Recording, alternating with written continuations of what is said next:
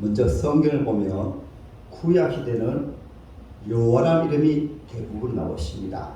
하나님도 나오시고 그 다음에 여호와가 나와요. 신약 시대 오면 여호와라는 말씀 나오지 아니하시고 오직 예수님 이름이 나옵니다. 하나님이 나오시고 예수님이 나오시고 또 성령님의 이름이 나옵니다. 그럼 왜 이렇게 성경은 구약 시대는 여호와로 말씀하셨을까요?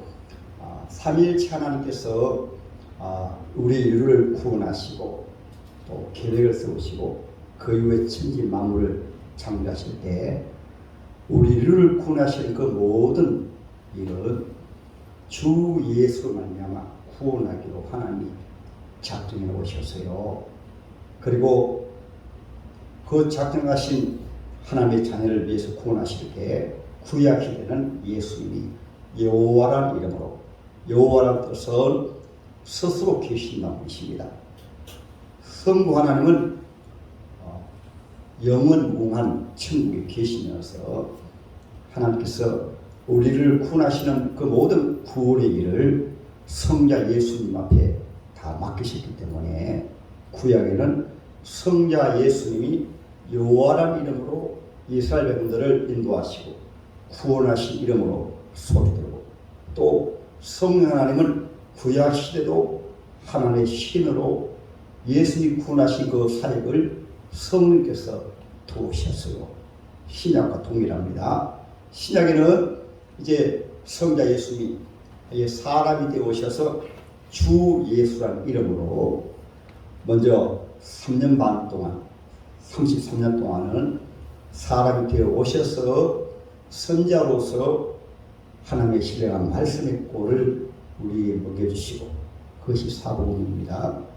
그리고 십자가 위에서 우리 죄를 사해 주시고, 그리고 십자가에 죽으시고 3일 만에 부활하시고, 성천하신 이후에는 예수의 영의 신 성령을 보내셔서 땅까지 교회를 세우시고 우리를 선한 목자로 인도해 가시는데, 성령님은 자기 이름으로 하는 것이 아니고 따라합니다. 여호와 이름으로. 신약 시대는 주 예수 이름으로, 성령이 주 예수 이름으로, 구약에는 여호와는 나의 목자, 신약 시대는 성령이 주 예수 이름으로 우리가 땅에 산 날 동안 세상에 태어날 때부터 천국 갈 때까지 성령님이 50%도 아니고 주 예수님이 60%도 아니고 100% 하나님의 자녀들을 인도해 가시는 것입니다. 할렐루야. 그래서 예수님과 우리의 관계 속에서는 구약 시대는 여호와를 목자로, 하나님의 자녀를 양으로, 신약 시대도 동일합니다. 예수님을 우리의 목자. 그것이 요한복음, 제가 조금 전에 묵도 시간에 말씀드렸죠. 요한복음 제10장에 보면은 예수님이 나는 선한 목자라, 선한 목자는 양들을 위하여 목숨을 버리거니와, 그리고 9절에는 내가 문이 누구든지 나로 말미암아 들어가면 구원을 받고 또는 들어가며 나오며 꼴을 얻으리라. 오늘 또 선한 목자 되신 예수님이 저와 여러분들 웅산 귀정교회라는 양우리로 불러내셨어요.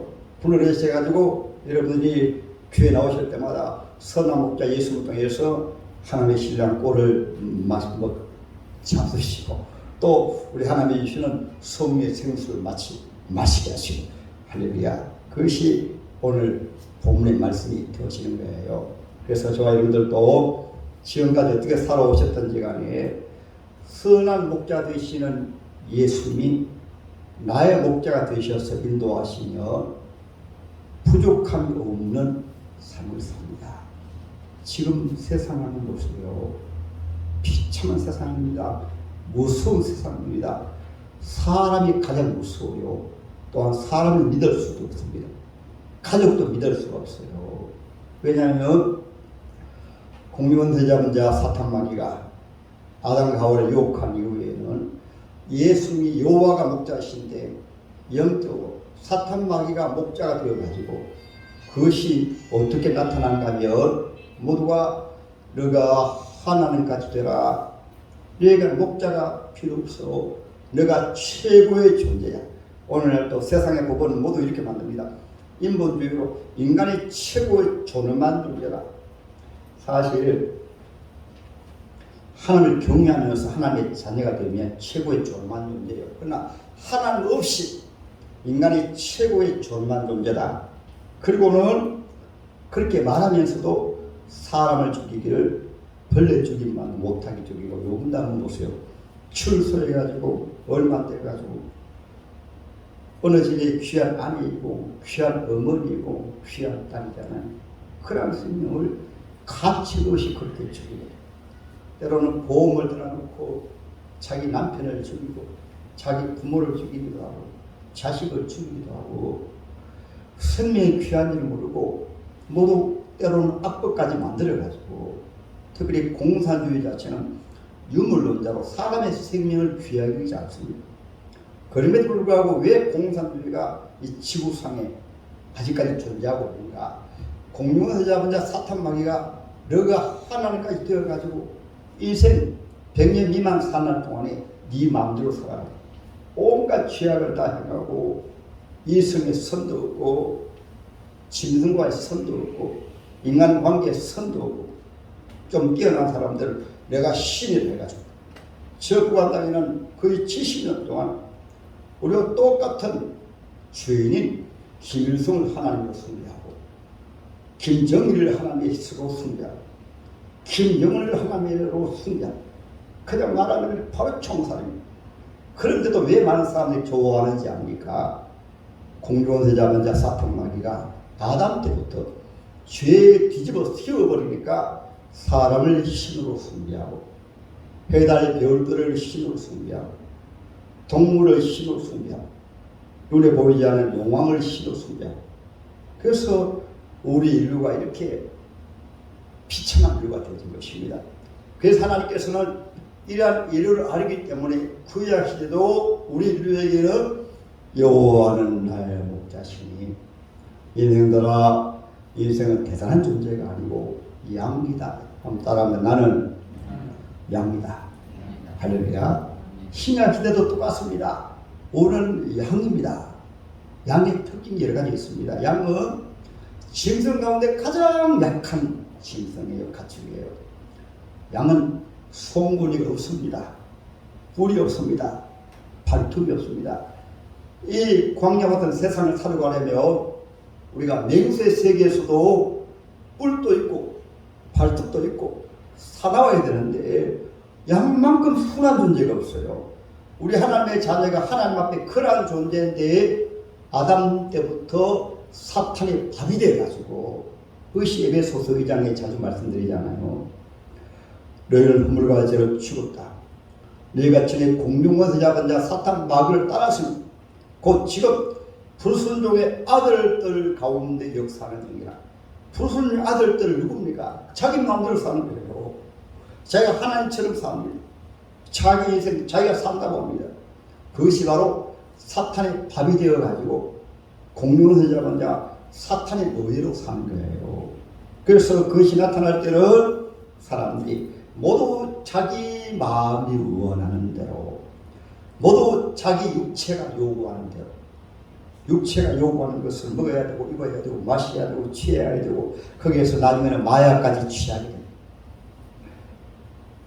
자기가 요구하는 것은 지위를 가져야 되고 명예를 가져야 되고 명예 지위를 가지기 위해서는 다른 사람들을 짓밟아야 되고 그러니까 이 세상이 이러한 세상이 되어진 거예요. 이것이 모두 사실은 사탄 마귀가 그의 목자가 되어가지고 사탄 마귀는 철저히 세상의 왕이거든요. 세상의 왕이니까 육신의 정욕, 안목의 정욕, 이생의 사랑 여기에 노예가 되어가지고 살면서 어디로 저 공동묘지가 끝인데도 사탄 마귀는 우리 인간들에게 미래에 대해서 잊게 합니다. 미래에 대해서 생각하지 못하게 해요. 그래서 죽음은 끝인데 그것을 잊어버리고 살다가 나중에 공동묘지가 바로 앞에 다가오면 그때 후회합니다. 이 사람을 마치는 그 순간에 너 잘 속았지. 너는 사실 마귀의 종이어서 죄의 종이어서 죄의 사건 사망이요. 한 번 죽는 것을 정하신 것이요 반드시 심판이 있어요. 지옥불이 기다리고 있습니다. 수많은 사람들이 마귀에게 속아가지고 자기 마음대로 살아요. 그래서 하나님께서는 이러하기 때문에 범죄하고 타락한 우리 인류에게 이미 천지 만물을 만들기 전부터 에베소서 1장이죠. 예수 안에서 장차 참된 목자 되신 예수를 보내셔서 그분이 사탄 마귀의 권세에서 마귀의 목자로 마귀의 노예로 살고 있는 이러한 우리 임생들을 위해서 장차 여인의 후손이시여 사탄의 우리를 지옥으로 끌고 가는 사탄 마귀의 머리를 빼뜨리고 하나님의 양들을 구원하라. 그것이 창세기 3장이에요. 그리고 아예 수천 년 이스라엘 성들이 드려지는 예배 가운데서 꼭 제물을 드릴 때는 양으로 제물을 드린 것을 양이 죄를 지어가지고 사탄 마귀의 노예가 되어가지고 지옥으로 끌려가기 때문에 우리 예수님께서 하나님의 양으로 오셔서 장차 하나님의 백성들의 죄를 짊어지시고 십자가에 죽으시기 위해서 그것이 바로 요한복음 10장에 선한 목자는 따른다. 선한 목자는 양을 위하여 목숨을 부리거니와. 할렐루야. 그래서 예수님이 이사야 53장에 그가 찌르면 우리의 허물을 인하며 그가 상하면 우리의 죄악을 인함이라. 그가 징계를 받음으로 우리가 평화를 누리고 그가 채찍에 맞음으로 우리가 나음을 입었도다. 우리는 다 양 같아서 각기 제 길로 갔거늘. 아멘. 우리 약한 문제입니다. 여러분, 우리 양이에요. 100% 목자 대신 주님 인도를 받아야 됩니다. 예수 믿어도 예수 당시처럼 잘못 믿으면 자기 양이 안 줄 알고 교만하고 자기 마음대로 살고 그러면 안 돼요. 한번 따라합니다. 나는 하나님의 양이다. 할렐루야. 그 양은 멀리 보지 못합니다. 바로 근심. 그러니까 양은 목자가 필요해요. 우리 인생은 한치 앞도 내다볼 수 없어요. 잠깐 이후에 무슨 일이 날지를 모르는 거예요. 그럼에도 불구하고 천년 만년 살 것처럼 그렇게 살거든요. 욕심 부리고 싸우고 물질 때문에 사람을 죽이기도 하고 재산 때문에 형제들 간에 싸우기도 하고 물질 때문에 이혼하기도 하고 자기 성격에 맞지 않는다고 사람 가족인데도 그냥 내버리고 모두 자기 중심으로 자기가 양인 줄을 모르고 한참도 모르고. 그래서 양은 목자가 앞에서 인도해야 돼요. 꼭 앞에서. 할렐루야. 또 양은 어떤 존재입니까? 양은 길을 알지 못합니다. 염소도 제가 길러봤는데 항상 빼딱빼딱 지 맘대로 갑니다. 양은 더 그래요. 양은 목자가 인도하지 않으면 길을 모릅니다.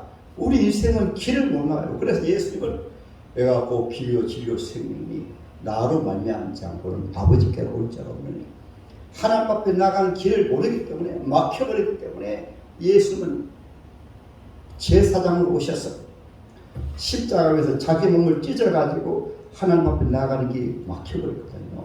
그래서 여러분 아무리 유명한 성인이라도 세상의 종교로도 인간의 노력으로 선행하고 하나님 앞에 못 나가요.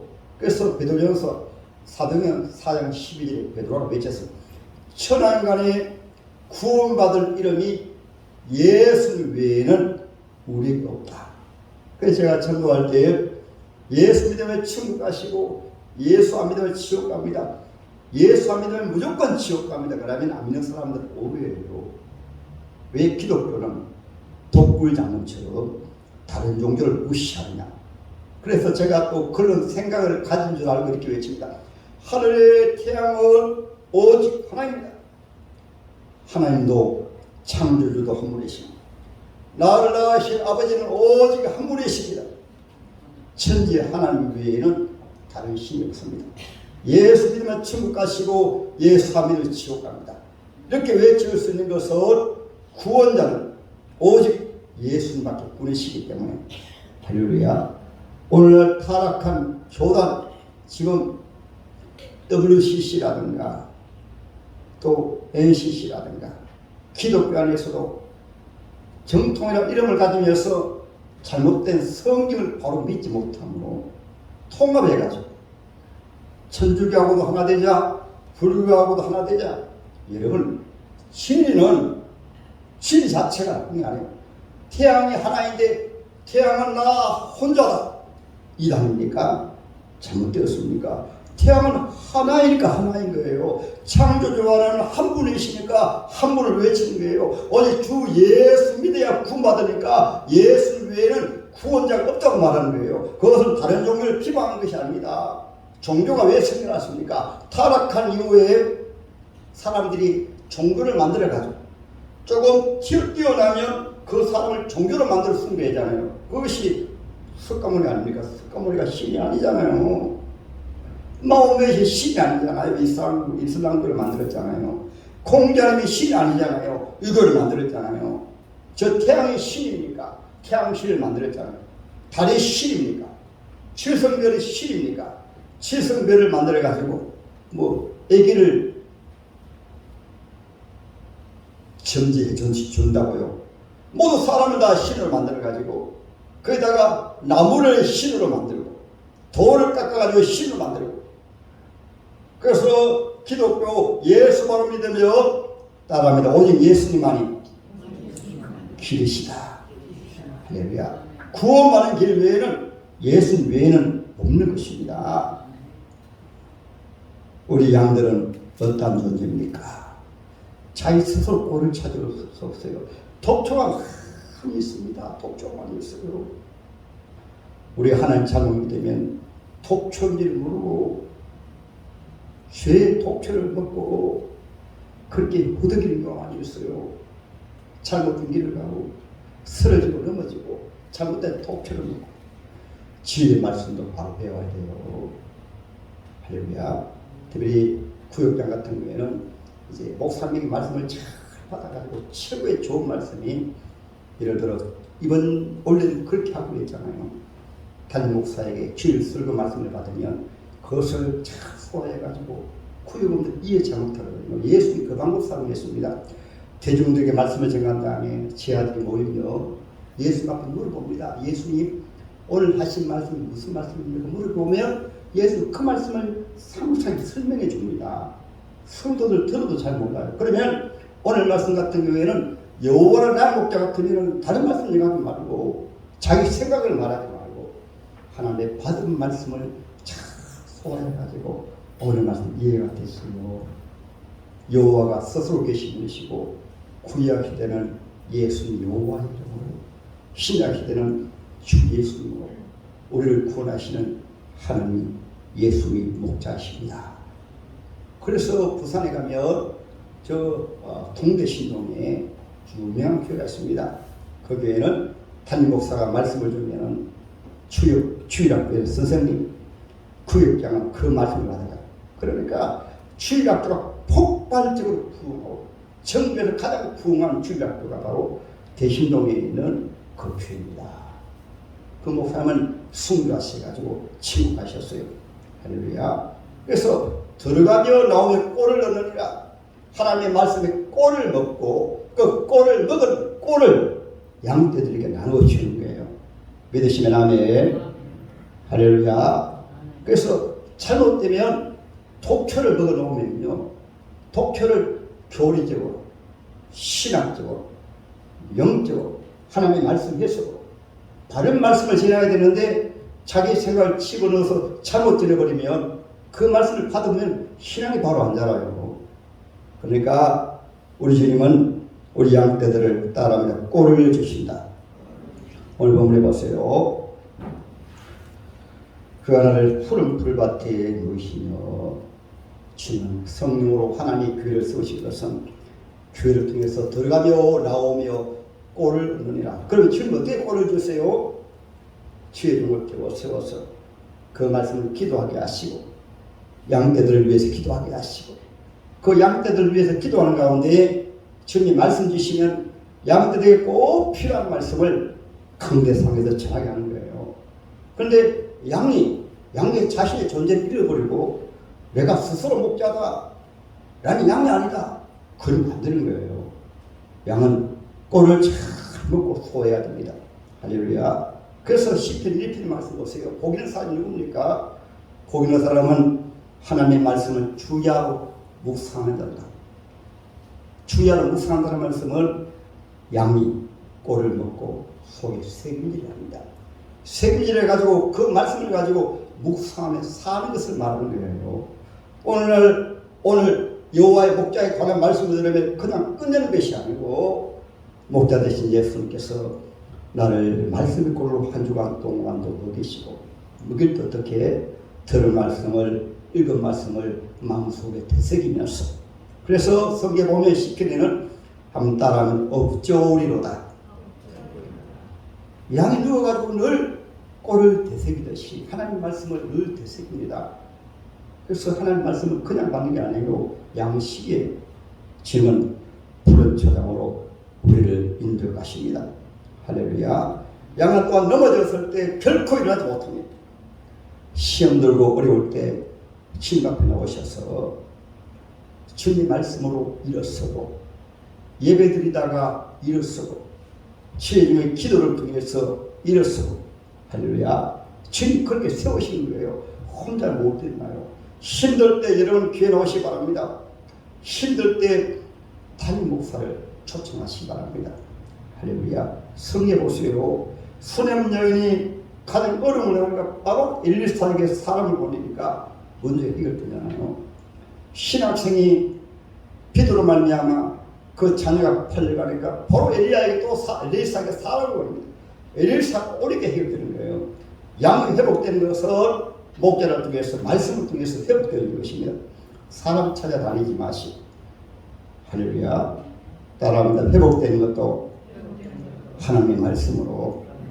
아멘. 그러면 오늘 하나님 말씀에서 쉴만한 물가로 인도하시노다 주는 하나님의 성령으로 우리 영혼을 마시게 되십니다.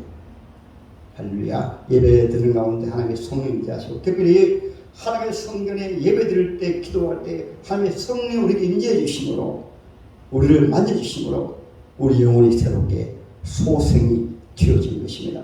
아멘. 저와 여러분 일생에서 하나님이 날 인도하시며 한번 역사적으로 몇 번을 살펴볼까요? 먼저 요셉입니다. 부모님에게 잘 살았습니다. 위에 형들이 10명이나 있고 자기하고 베냐민이 있고 부자의 아버지가 있어요. 그런데 그만 형들이 팔려가지고 완전히 노예를 팔려가잖아요. 그때부터는 누가 노예되고 비참한 이 요셉을 하나님이 예수님이 그를 목자로 인도하시니까 따라하면 형통하였더라. 부족함이 없었더라. 할렐루야. 그 다음 이스라엘 백성들입니다. 이스라엘 백성들 한번 보세요. 그 이스라엘 백성들을 하나님의 종 모세를 통해서 광야로 40년 동안 인도해 가시는데 광야 농사 짓지 않았습니다.